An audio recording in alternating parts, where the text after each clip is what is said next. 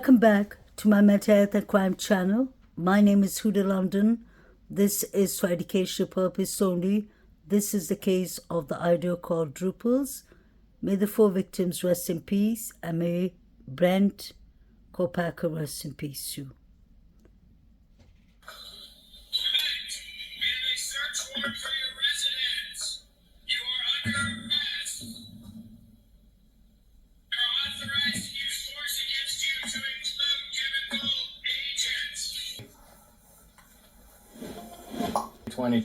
At about 8:37 p.m., our officers were dispatched to the 1000 block of Latah Street for a weapon offense. Officers learned a male in his 30s was threatening to kill his roommates. The roommates were evacuated from the apartment, and police officers attempted to speak with that male, who barricaded himself inside of his apartment. Pullman PD crisis negotiators and the Whitman County Regional SWAT team responded.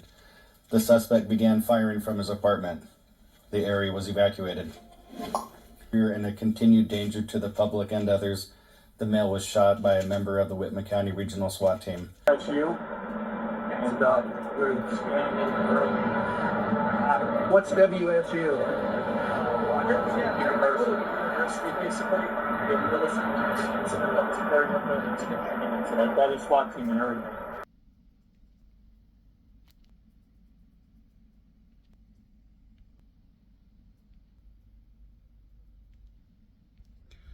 Welcome back to my mental health and crime channel. My name is Huda London. This is for educational purpose only. This is the case of the Idaho quadruples that took place on the 13th of November 2022. May the 4 victims rest in peace, condolence to the families, and may the correct justice be served. I hope all my subscribers, viewers, and everyone is having a pleasant Wednesday, a pleasant week. I hope that the correct justice will be served in this case. There's a lot going on. Like we can see, this case it's not going to start, the trial is not going to start before the 2nd of June 2025. Let's hope they don't postpone that too. I really don't believe that they have a solid case when it comes to Brian Christopher Kopaka. There's a lot of things missing. And obviously, the fact that you have 2 surviving roommates that did not call the police for 8 hours is going to make it more difficult for them to prove that in court. People can be in a frozen state of shock, but for 8 hours. And the fact that they decided to call Hunter Johnson before they called 911, I personally find that to be a issue. And now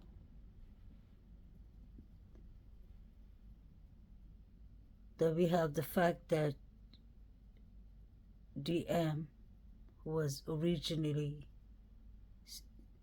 said was sleeping in the first floor, is all of a sudden sleeping in the second floor. She opened her door 3 times, thrice. And Brian Christopher Kopaka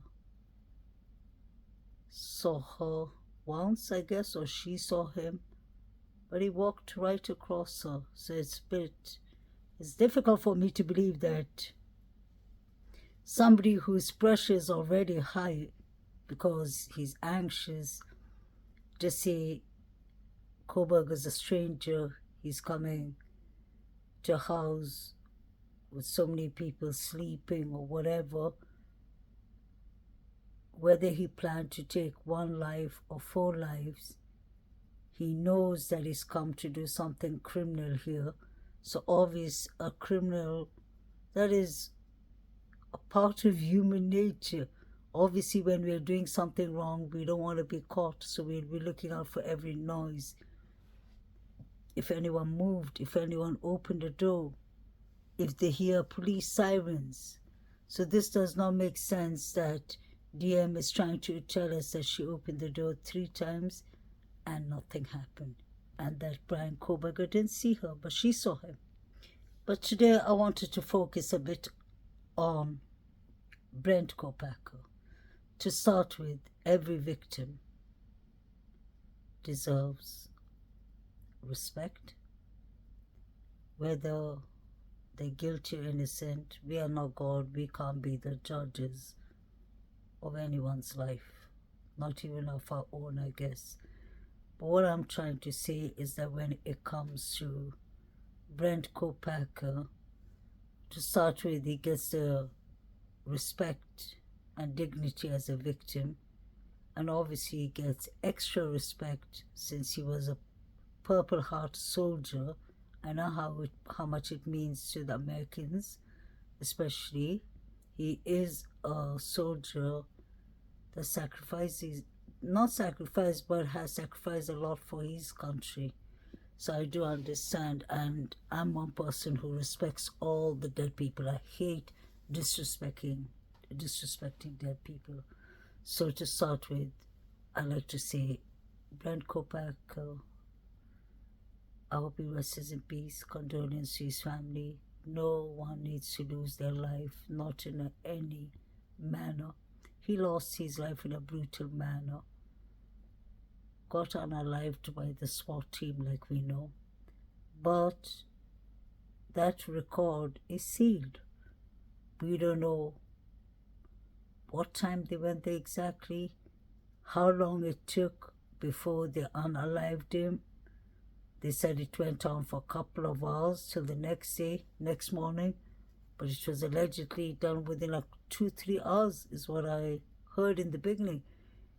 They haven't given us a proper explanation what this was about. I know the case hasn't started. We're not in Washington, Pullman. We don't live there. We're not entitled to answers. But then, when the police, when Idaho Moscow was trying to debunk theories, they were doing it for a purpose. They didn't want the wrong theories and the wrong rumors to be going around as facts.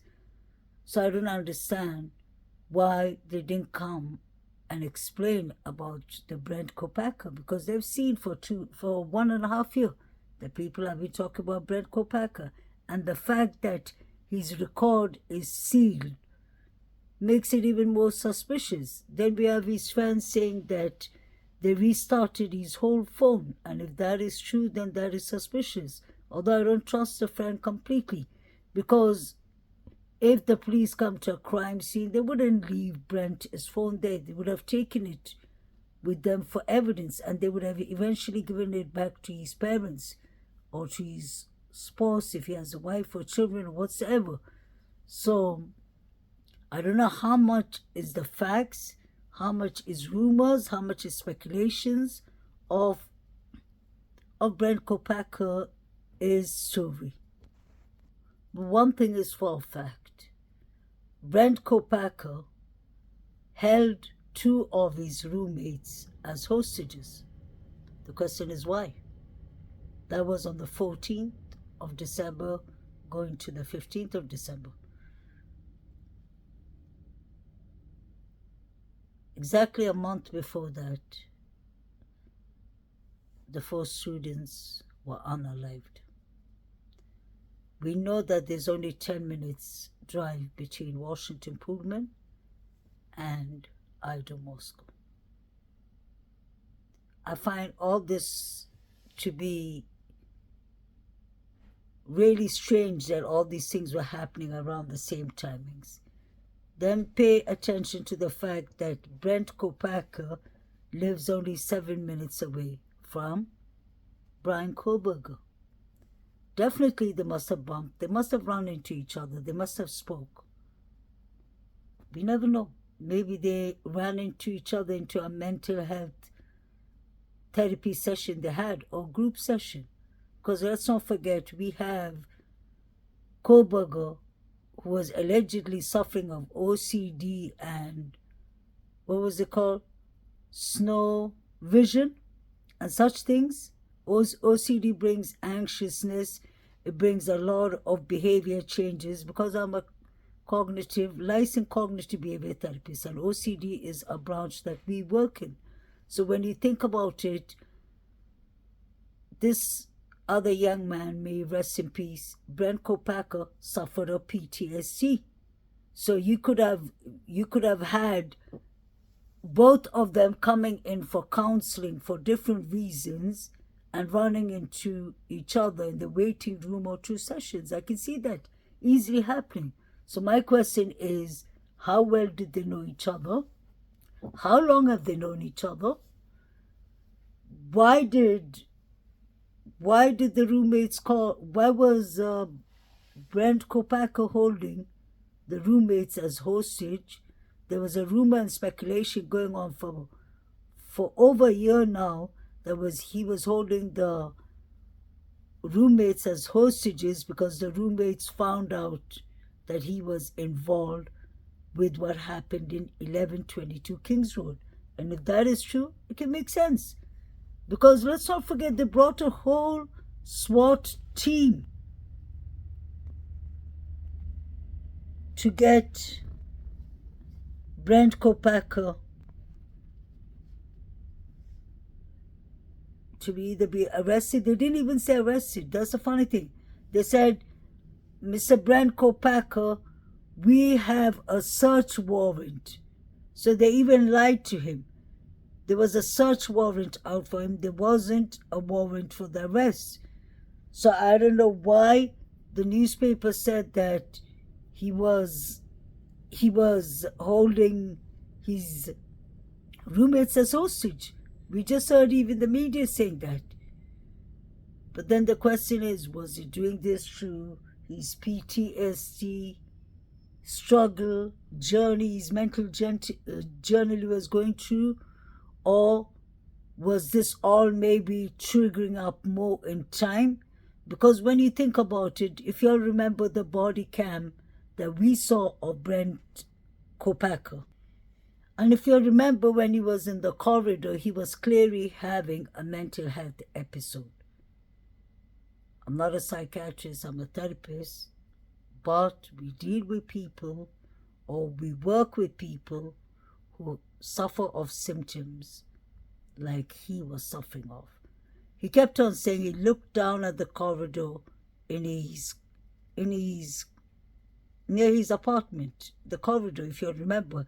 He said, don't you see the smoke? He kept on telling the female officer. And she said, what smoke? So he said, it's here, you can't see it.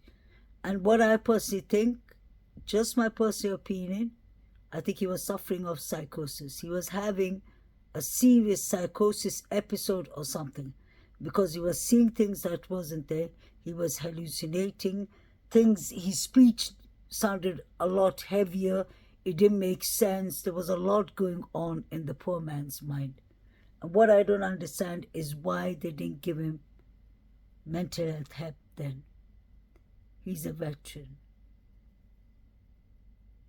He deserves, he's worked, served for his country. He deserves the mental health aid. Whether he was involved in the Idaho or not, I think the police, I've said that many times for the last 3 years, 2.5 years since I've had my channel. I think the police in every country, especially in the Western countries, should work hand in hand with the mental health team. Although it could be expensive, although it costs the government money, still we pay taxes. They should have mental health awareness and mindfulness on site. Or they should train some of the detectives and some of the police force with mental health experience. A good example I can give you is, if you all remember what happened to Gabriela Petito.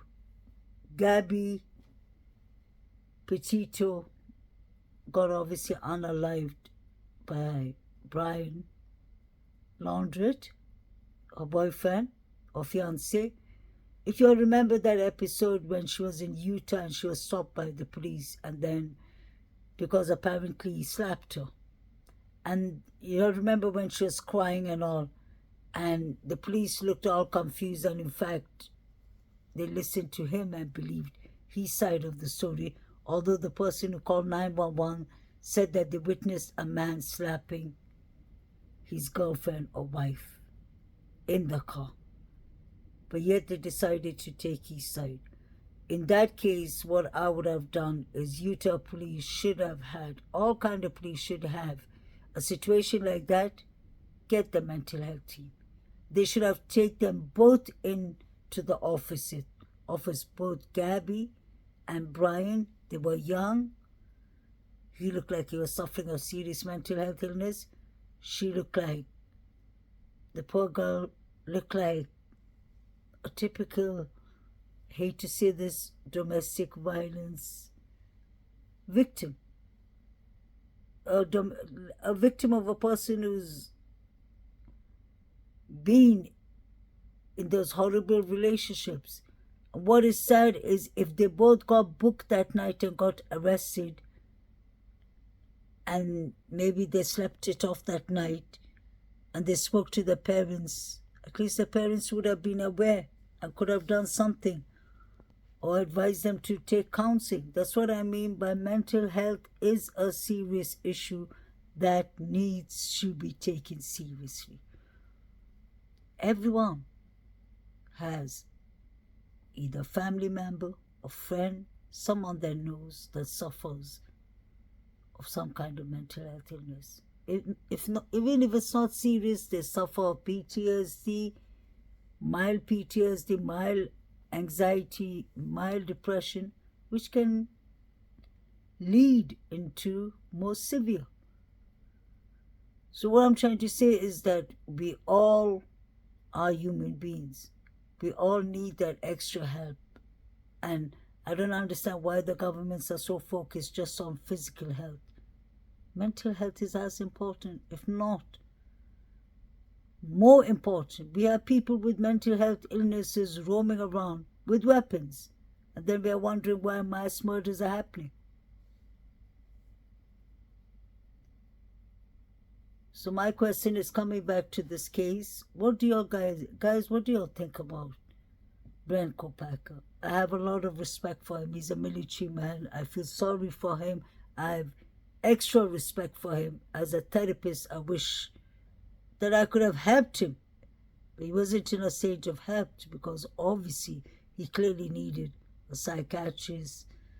He needed medication. He needed therapy. He needed the whole package. But it would have helped him whether it took years. This man is suffering of serious mental health illnesses. I'm sure he's suffering of nightmares, night sweats, anxiety, depression even, many things. So I'm wondering what was the state of mind of Brian Christopher Kopaka when the tragedies happened in Idaho quadruples.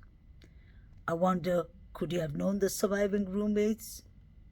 Could he have known the roommates, the victims? Could he have known the neighbors? Was he in that area? Could Kopaka have known Kopaka? How well did they know each Other? And why did Brian Kopaka, his father, Brian Kopaka, why did his father mention the shooting that happened in Washington Pullman? Because I've heard people saying, yeah, but then he heard it from his radio because he's a teacher. That doesn't make sense. He wasn't a teacher. He was on holidays. He was driving home to Pennsylvania. So he wouldn't have had his radio. I don't assume he would have had that. Even if he heard it on the radio, the father clearly said that there was a big SWAT incident in Washington Pullman. That means he saw it or heard about it when they left. But let's not forget, when they were stopped by the Indiana police, they were already on the road for a while, for a day, or maybe more than 20 hours, 30 hours. So why did the father mention that? And you could see Brian Kopaka's eyes. He didn't like the fact that his father kept on answering the cops and that he mentioned that to the cops. He didn't want him to draw attention. But I think it could be possible that Brent Kopacka and Brian Koberger could be both involved with other people. Anything is possible. Anything is possible here. Brent Kopaka is parents own a silver 2013 Hyundai Elantra. Silver can look, a white car can look silver at night. A silver car can easily look white. So could the police have got the description wrong? That's another thing to think about. But Brent Kopaka is one person I would have. It would have attracted my attention automatically, because we're talking about a skilled man, very skilled in knives, weapons. He could have done this in this short time. If they're trying to convince us that one single person did it, you better tell me just Brent Kopaka, someone with a military background, someone with that experience, I guess. This man was in wars in Afghanistan and such places. But I just want to know if Brent Kopaka could have been involved with one of the surviving roommates or one of the roommates himself. What if he could have been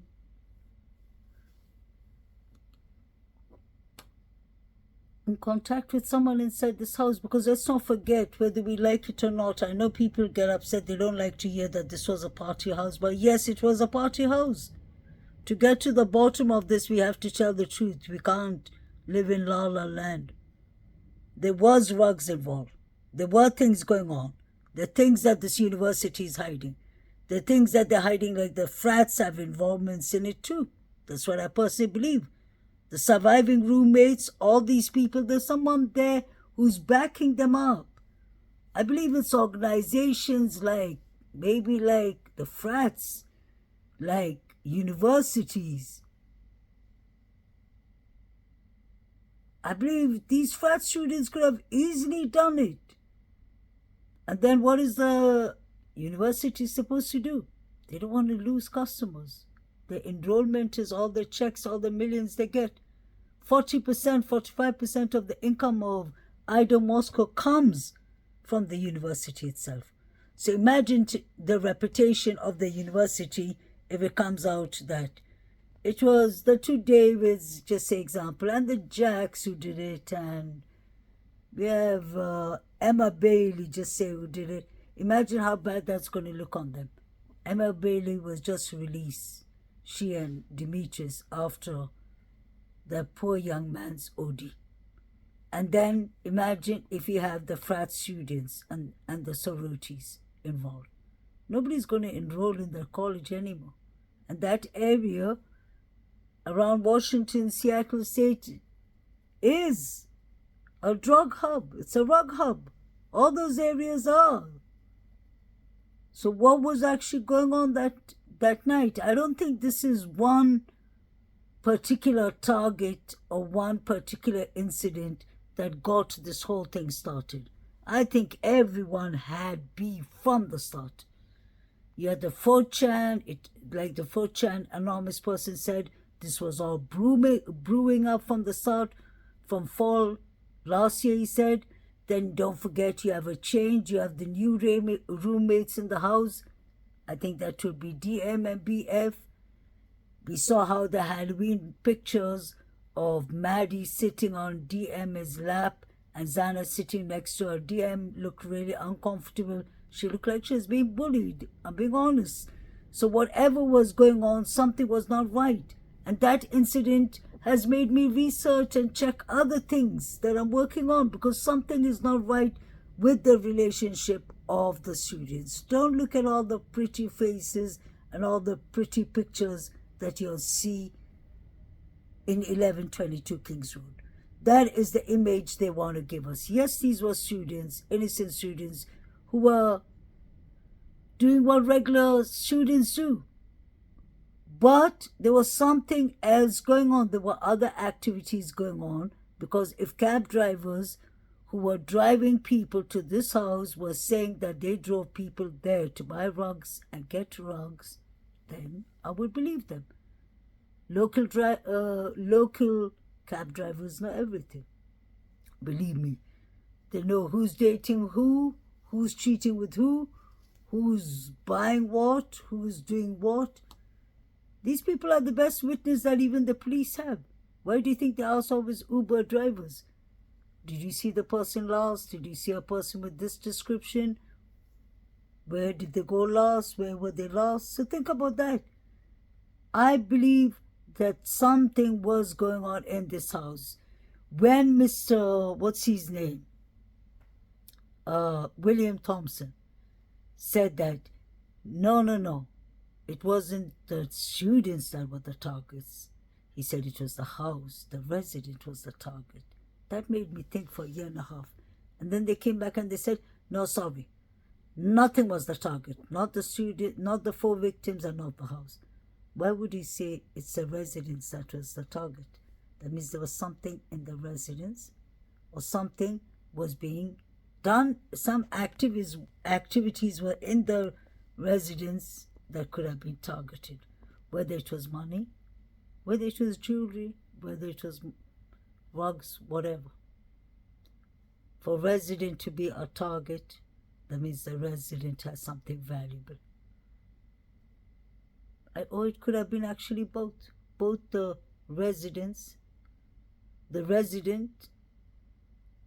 No, sorry, it's not the resident. Yeah, the occupants. Oh my God, sorry guys. Basically the house itself, yeah.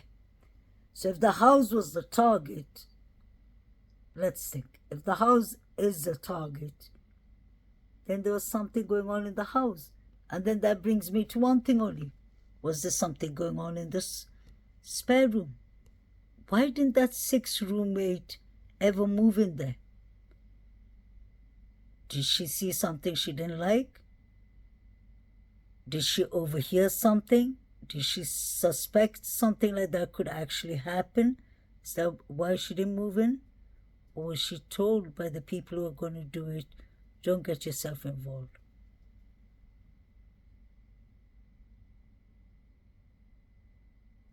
I believe there was something going on in this house that I think half of the people in the grub truck, if not all, when Kaylee and Maddie were there, knew what was going on. Pay attention to when the girls leave and when Jack Shorter leaves. Pay attention to how people start taking out their mobiles and screaming out Santa's name. So I personally believe many people are involved in this. Another thing that makes me think of Brent Kopaka is, do you all remember when his friend came to T. Revis' show and he was doing an interview? He was asked, does Brent use any does he use any medication? And he said, not really, but yeah, he would like self-medicate, like drinking and smoking and such things. And then I was wondering, what if he was, because usually people are suffering of different kind of mental illness. Sometimes they find a relief, which is completely wrong, in things they're not supposed to, like in drinking, addictions, whatsoever, rugs. So I'm thinking to myself, what if we have BK, who's who's recovered 5 years ago from A class, and then we have Brent, who's self-medicating himself here, and then we have the taxi driver who drove. He said it to the local news, and it's on the news. I showed you that many times. It's written on the newspaper article. On top, it's the main headlines. He said that was a party house. I used to drive people there to buy rugs and drive them home. So could Brent, BK and all have known 1122 Kings Road, because each of them had a purchase to do there for their own private selves? Is that possible? Just a question. Let me know what you'll think about it, and I hope that the correct justice is served. I hope that they change the venue. That's the main thing, because I don't think Mr. Kopaka is going to get the correct justice, not in this later time. And I don't think they have enough evidence on him, so they better get ready. If Brian Christopher Kopaka walks, I feel sorry for the family. I don't see them redoing the whole case. They let everyone go on in the beginning. That is the mistake they made. They were so busy trying to... I don't believe the police knew. I don't think when many people sometimes talk about it and say, do you think it's a cover-up? Honestly, I've thought of it many times. We are human beings. But honestly, I don't think it's a cover-up from the police's side. I think it's a cover-up from the Sigma Chi fraternity. I think it's a cover-up for maybe the Jacks. I think it's a cover-up for maybe the Mad Creek. Whoever is involved, maybe it's a cover-up from the university itself. That's why they're busy donating each other gifts, like the 1122 Kings Road. The landlord is giving it to them and they're demolishing it. I think it's a cover-up maybe from the university. In cover-up, I don't mean in a sense that they went and literally covered up the knife shit there or such things. No. I'm looking more at a cover-up of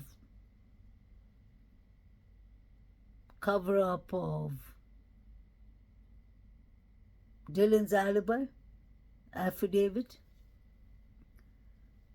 I'm thinking of a cover-up of lying about the timelines, cover-up of not investigating who the 4 or 5 figures are who were running, cover-up of not finding the 3 unidentified male DNAs. All that is cover-up.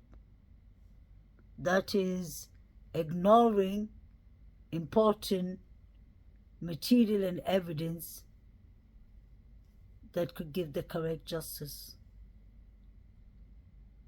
And I think, if I'm not wrong, that is the Brady Giggler order. If you're hiding evidence, if you're bringing in false evidence and not the correct evidence, I'm not saying that the police is bringing false evidence. I'm saying that the students and the people who are involved, who hijacked this case from the beginning, are giving false information. That's what I personally believe. And I really hope that the correct justice is served. Not justice, the correct justice. Because it's going to be really difficult to get the correct justice in this case. I personally have said from day one, and I still stand with my opinion, still stand on it. The more I research, the more I'm firm on my most likely opinion. And that is the 4chan. Sigma Chi. There was a reason I've always said Sigma Chi. There's a reason I always talk about the Taylor Avenue, the Banfield. Because I think the Banfield is where, when I saw the picture Saeed was watching, when I saw what Joe Vito was watching, when I saw people yelling out Xana's name, the 4 figures running, that's the time I thought to myself, nah, this can't be Brian Christopher Kopaka who did it. It could be that he did it, but it can't be one person who did it. The case is not leading me in that direction. And pay attention, in the beginning they used to keep on saying, we are searching for the occupant or the occupants of the white Hyundai Elantra. Occupants. They used to say suspect or suspects.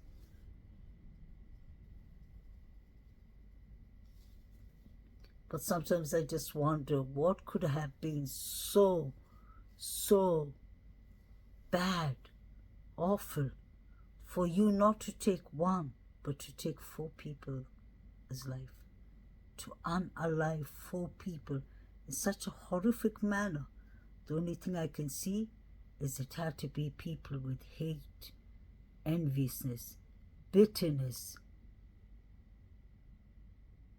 jealousy, rage.